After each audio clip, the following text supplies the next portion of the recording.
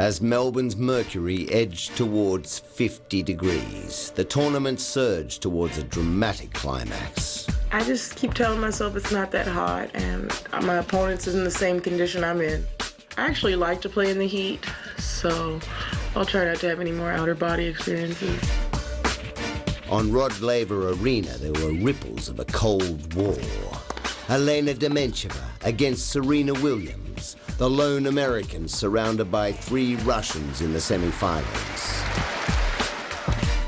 Serena supreme, the Russian unable to mount much opposition to Williams' brute force.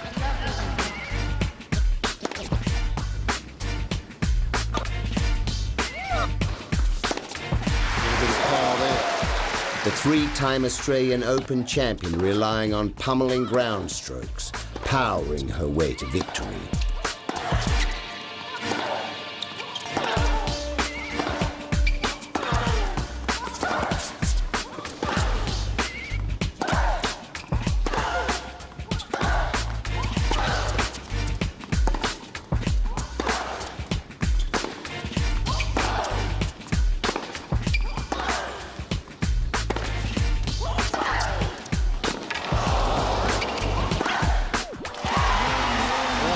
First bit of emotion that we have seen from Serena Williams.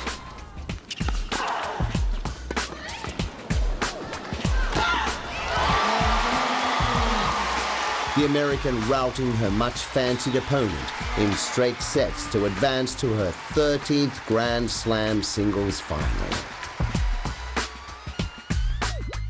The other women's semi-final was an all-Russian affair. Vera Zvonareva versus Dinara Safina, who at times struggled through the earlier rounds. I play against me, my shadow, myself, my everything against me, you know. If one day I will play only against the opponent, that will be, you know, this will be the perfect day. It was the 22-year-old Safina galvanizing herself back into form. Oh, that's too big. That's ridiculous, because it wasn't the win. Safina composed, leaving Zvonareva, her older compatriot, with nowhere to hide. The number 3 seed booking a berth in her 2nd Grand Slam final.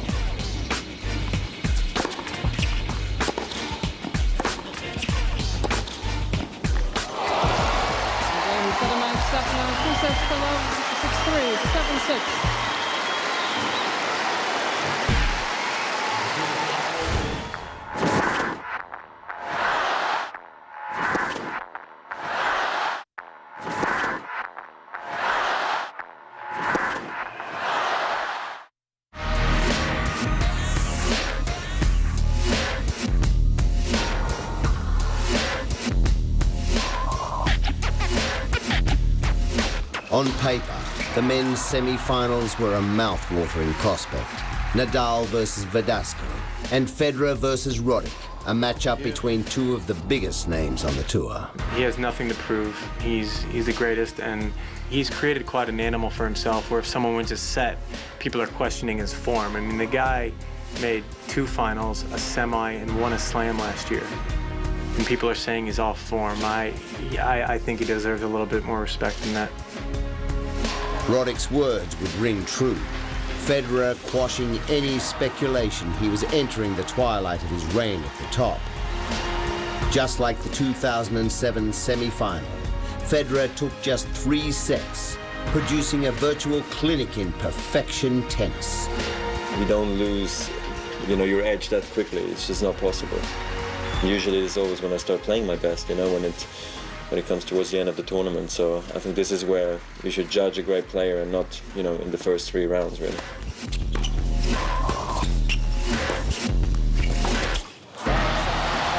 There was no chink in the King's armor as Federer reached his 18th Grand Slam final. 24 hours later, on the same stage, it was a face-off between 2 friends. Fernando Verdasco, the surprise package of the tournament. Rafael Nadal, the world #1, desperate to reach his first ever final at the Australian Open. As the first ball was fired, the only certainty that one Spaniard will face Federer in the final. Riding a wave of confidence, Verdasco managed to maintain his blistering form, taking the opening set in a tiebreak. Fernando Verdasco has probably played the best set of tennis of his life there. Losing his first set all tournament was like a red rag to the Spanish bull. Nadal charging back to level the match as the two lefties traded blows from the baseline.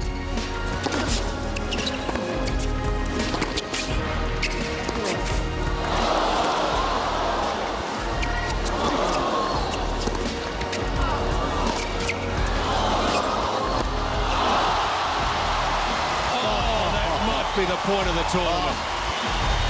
As the match moved into the third set, the pendulum seemed to be swinging in Nadal's favor. Got it. Pulled it in. No ball beyond the reach of the world number one.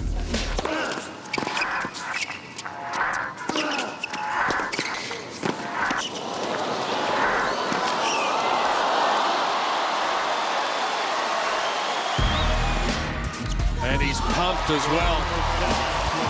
The crowd transfixed on what was fast becoming the greatest match ever played at Melbourne Park.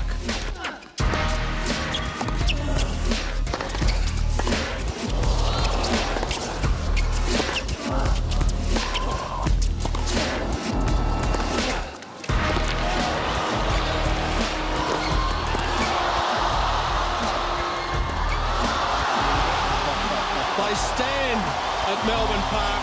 How the heck did he do that? Well, that's going to go down on any highlight reel and any tennis coverage anywhere in the world, that point. And even before that, he'd nearly fallen over in the middle of that point. And that was incredible. They'll play this thing all weekend. With Nadal just one set away from victory, Verdasco, who had never defeated Rafa in 7 attempts, refusing to wilt.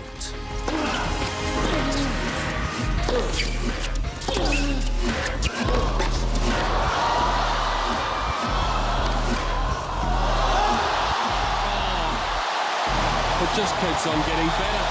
Verdasco claiming the fourth set in a one-way tiebreak in which Nadal managed to win just one solitary point.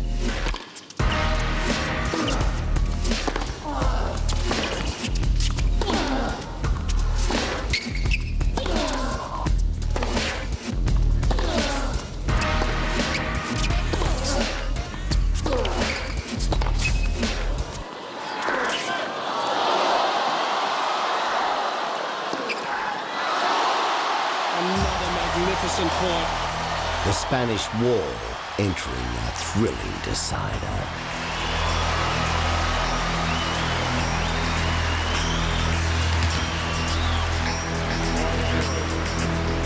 As the match ticked into history, time began to take its toll.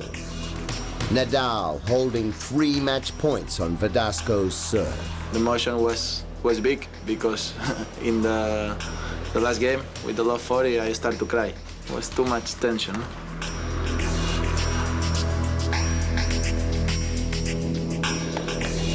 The longest match in Australian Open history, ending after 5 hours and 14 minutes. Today was, one of these matches that you're gonna remember a long time. For sure, I will have this mind in my mind all my life, and I'm so proud that all the things I made today and these 2 weeks. They embraced their close friends, and the crowd embraced them. We knew that we may never have an experience like this in watching tennis. Nadal and Verdasco is one for the gods.